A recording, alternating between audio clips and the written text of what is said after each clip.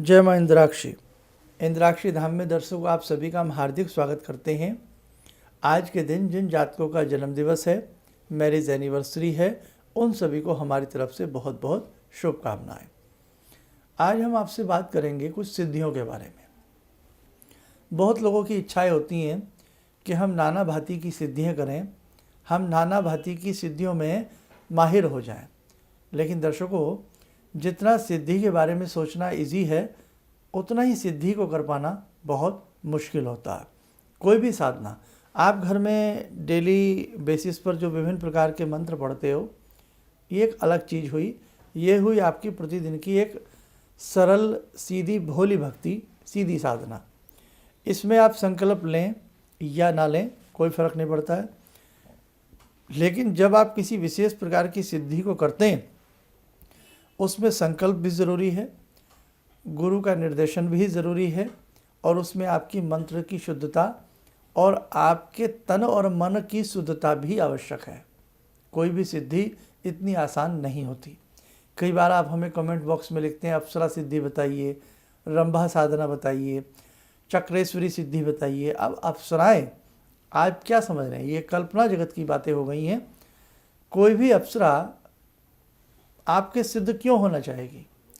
कोई भी अप्सरा आपकी कैद में क्यों आना चाहेगी? आपके वशीभूत क्यों होना चाहेगी? क्या कारण है? क्या है आप में ऐसा? तो इसलिए मेरे दर्शकों, इस प्रकार की बहुत लोग प्रलोभन दे देते हैं। 7 दिन में हम आपसे यक्षिणी सिद्ध करा देंगे, 7 दिन में रंभा आपके आंगन में आकर के नाचेगी। नहीं साहब, ये इस प्रकार के प्रलोभन में कदापि मत आइए। नाना भांति की सिद्धियां हैं। जरा सी भी आपसे कोई चूक हो गई, गलती हो गई, जीवन में आप सही नहीं हो पाएंगे। जो आप प्रतिदिन अपने मंत्र पढ़ते हैं, कोई भी मंत्र पढ़ें, कोई हर्ज नहीं, किसी तरह का कोई भय नहीं। चाहे उसमें तांत्रिक मंत्र हो। बहुत लोग पूछते हैं कि आप प्रतिदिन की साधना में संकल्प आवश्यक है। ले लें तो ले लें, नहीं भी लेते हैं तो कोई दिक्कत नहीं है। प्रतिदिन की साधना में आरती करें, कोई भी चालीसा करें, कोई भी कुछ करें, किसी प्रकार की कोई दिक्कत नहीं है। लेकिन जब आप कोई विशेष सिद्धि करते हैं, उसके नियम होते हैं। शमशान में करनी है, किसी एकांत रूम में, कमरे में करनी है, कहीं सुनसान स्थान पर करनी है, जंगल में करनी है, पानी के किनारे करनी है, अंधेरे में करनी है, कुएं में करनी है, खंडहर में बैठ करके करनी है। नाना भांति की उसकी शर्तें होती हैं। और जरा सा कोई डर जाए तो जीवन भर उसका जीवन नरक बन जाता है। ऐसे बहुत लोग मैंने देखे हैं। ऐसे बहुत लोगों का इलाज करने का भी प्रयास किया है, और यदा कदा ऐसे फ़ोन आते रहते हैं, ऐसे लोग मिलते रहते हैं। इसलिए कोई भी सिद्धि जब भी मेरे दर्शकों करें तो किसी खास गुरु के निर्देशन में ही करें, अन्यथा आपको हानि भी हो सकती है। कोई साधना इतनी आसान नहीं है। प्रेत को भी बस में करना चाहते हैं। एक बात बता रहा हूँ, एक मतलब मेरी बात को वैसे सुनिए आप एग्जाम्पल के रूप में।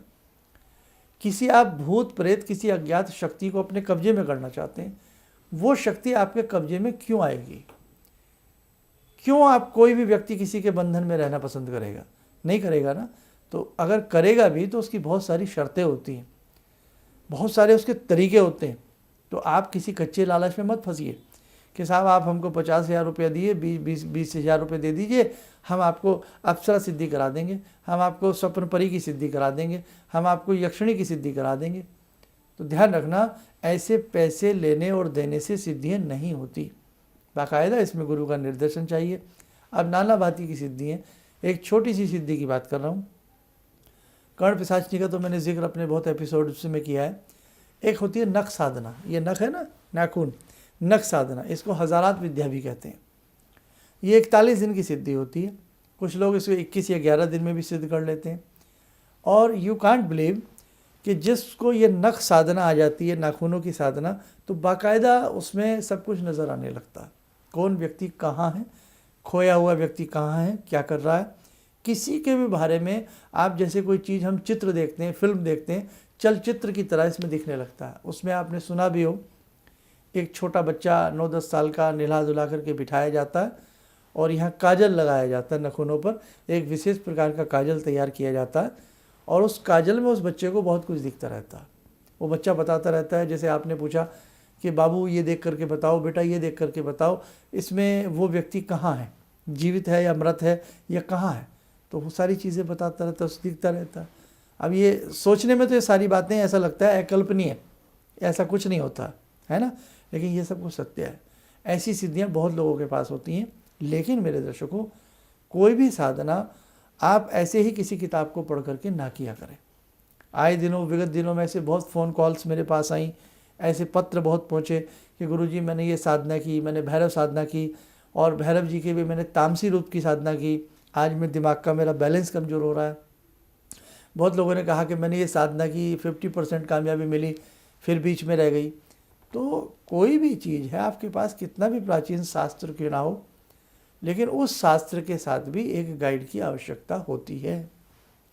आप कहीं घूमने भी जाते हैं तो भी एक गाइड ले लेते हैं ना। कई बार जीवन में है, बचपन से लेकर लास्ट तक माता पिता हमारे गाइडेंस करते हैं, हमारे शिक्षक हमें ऐसे पढ़ो, ऐसे पढ़ाओ, बेटा ऐसे बैठो, कितनी चीज़ें हम जीवन में गाइड लेते हैं।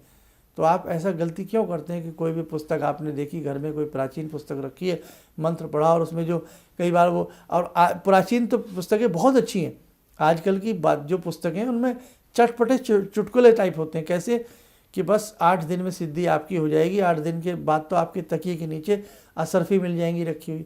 और ऐसा मानव है कि लालच में आ जाता है। 8 दिन में ऐसी कौन सी साधना है कि जो आपके तकिए के नीचे असरफी आ जाएंगी, बताइए आप।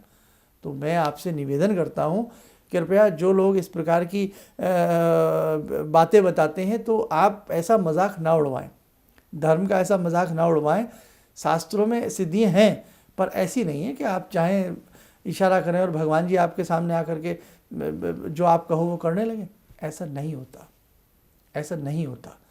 जीवन फूंकना पड़ता है, कई कई जन्म लग जाते हैं एक सिद्धि को प्राप्त करने के लिए। किसी को सिद्ध करना इतना आसान नहीं है। भागीरथ का दिल देखिए। अब भागीरथ तो भागीरथ थे, 60,000 पुरखों को तराने वाली बात, और कहाँ स्वर्ग से गंगा लाए। तो भागीरथ के सामने भी क्वेश्चन लग गया था कि गंगा तो मैं स्वर्ग से ले आऊँगा, लेकिन ये समाएगी कहाँ। महादेव भगवान शिव जिन्हें महादेव हम कहते हैं, महाकाल कहते हैं, उन्हें अपनी जटाओं में स्थान देना पड़ा गंगा मैया को, महादेव जी को। तो आप सिद्धि कर सकते हैं, लेकिन आपकी हर सिद्धि के लिए आपके साथ ना भागीरथ हैं, ना इस प्रकार से भगवान शिव अपने आप जटाई खोल सकते हैं। इसलिए दिमाग से काम लेना। मुझे बड़ा दुख लगा है, कुछ ऐसे मेरे पास फ़ोन्स आई, बहुत सारी चीज़ें आई कि बच्चा आउट ऑफ कंट्रोल हो गया है, दिमाग उसका उड़ गया है, फ्यूज़ हो गया है, यानी कि एक मैड टाइप का वो व्यक्ति बन गया। आपने देखा नहीं, बहुत व्यक्ति तारों से बात करते रहते हैं, रात को छत पे चढ़ के, सड़क पे खड़े होके दीवारों से बातें करते रहते हैं। और ऐसे ही एक बहुत पुराना वाक़या है कि कोई व्यक्ति सिद्धि कर रहा था, तो सिद्धि जब उसकी चल रही थी तो उसको ऐसा लगा एक पतला सा सांप, स्नैक, एकदम उसकी नोज़ के अंदर चला गया। था कुछ नहीं, सब छलावा होता है उस वक्त का, सब सेकंडों में खेल हो जाता है, और सेकंडों में ही व्यक्ति का जीवन ढेर हो जाता। और उस व्यक्ति ने जैसी सांप को पकड़ना चाहा, भाई नाक में न चला जाए, कुछ भी नहीं था, सिद्धि खंडित हो गई। और वो आज भी वो व्यक्ति ऐसे ही करता रहता है। बस जब भी कोई किसी को, हम सोच लेते नहीं बेचारा पागल है, इसको क्या हो गया। तो ऐसे बहुत लोग हैं जो सिद्धियाँ जिनकी खंडित हो जाती हैं, और वो दिमाग से कहीं ना कहीं इस प्रकार से बेचारे अपनी दिमाग की कमजोरी उनकी पैदा हो जाती है। बहुत सिद्धियाँ, लेकिन इसके लिए बाकायदा हमें, जैसे हम गुरुकुल में जाते थे, अपने ऋषिवर से पढ़ते थे, तब वो हमें सिद्धियाँ प्रदान करते थे। और आप कई बार आपके मन में आता है ये मंत्र कीलित है, इसीलिए हमारे ऋषियों ने बहुत सारे मंत्र कीलित किए कि भाई इसको हर व्यक्ति ना कर सके, हर व्यक्ति इस जोखिम को ना उठाए, हर व्यक्ति के ऊपर कोई रिस्क ना हो जाए। आया समझ में? बहुत बहुत सारी बातें हैं जो मुझे जीवन में आपको बतानी है, आपको जीवन में समझानी है, क्योंकि मेरे ऐसे बहुत दर्शक हैं जो बहुत बड़ी बड़ी सिद्धियां करना चाहते हैं। समय रहा, मौका रहा, बहुत सारी चीज़ें आपके साथ आपसे करवाऊंगा, लेकिन वक्त के साथ। और जब कुछ विशेष सिद्धियां करानी होती है तो ऐसे शिष्यों को हम यही राय देते हैं, भाई आप या तो सानिध्य में रहें हम लोगों के, या कहीं पर भी जहाँ भी आपके गुरु हैं उनके सानिध्य में रह करके इस प्रकार की सिद्धि करें।